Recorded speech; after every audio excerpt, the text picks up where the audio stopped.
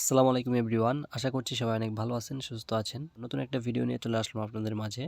তবে ভিডিওটা আজকে আপনাদের নতুনদের জন্যই, যারা আমার চ্যানেলে একদমই নতুন দর্শক আছেন, যারা ডিজাইন সম্পর্কে একদমই জানেন না বা একদমই বেসিক লেভেলের যাদের নলেজ, তাদের জন্য আজকের ভিডিওটা অনেক অনেক গুরুত্বপূর্ণ। তো অবশ্যই তারা সম্পূর্ণ ভিডিওটা দেখবেন।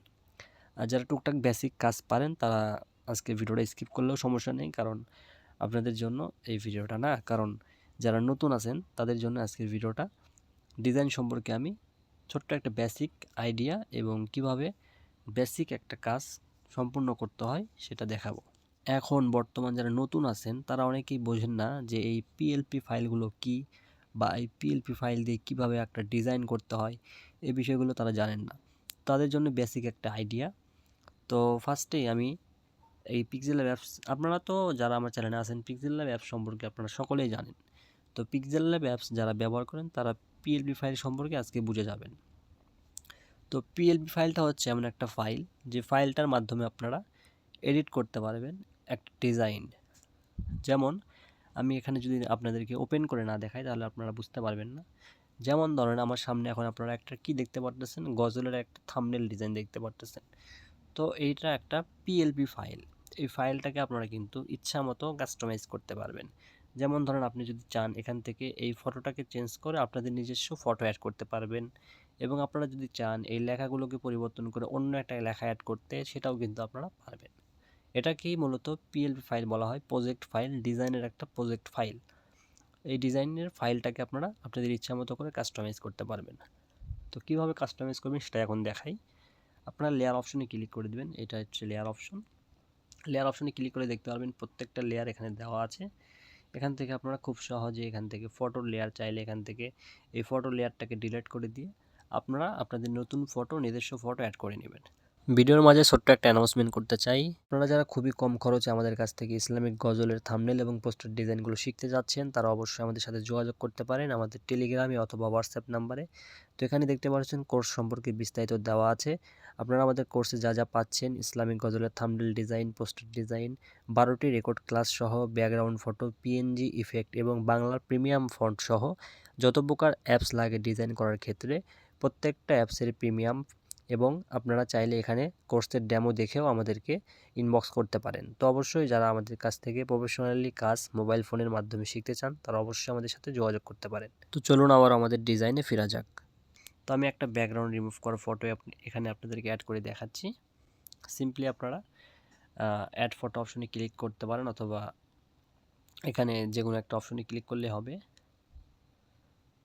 ক্লিক করার পরে সিম্পলি এখানে আপনারা দেখেন আমি নতুন একটা ফটো নিয়ে আসলাম। ফটোর ব্যাকগ্রাউন্ড আগে থেকে রিমুভ করা ছিল, এই যে। এখন কিন্তু জাস্ট আমরা এটাকে পজিশন মতো বসিয়ে দিচ্ছি, এই যে দেখেন। এটা কিন্তু এখন আমাদের বসানো হয়ে গেল। আমরা কিন্তু ফটোটা চেঞ্জ করে নিতে পারলাম খুব ইজিলি। এখন আমরা চাইলে এখানে যে টাইটেলটা দেওয়া আছে দেখেন, মানুষ সুন্দর, যেমন এই দুইটা টাইটেল দেওয়া আছে, আমি এখানে লেখাটা পরিবর্তন করব। তো এখান থেকে খুব সহজে যে লেখাটা চেঞ্জ করব সেই লেখার পাশে দেখবেন একটা পেন্সিল আইকন দেওয়া আছে।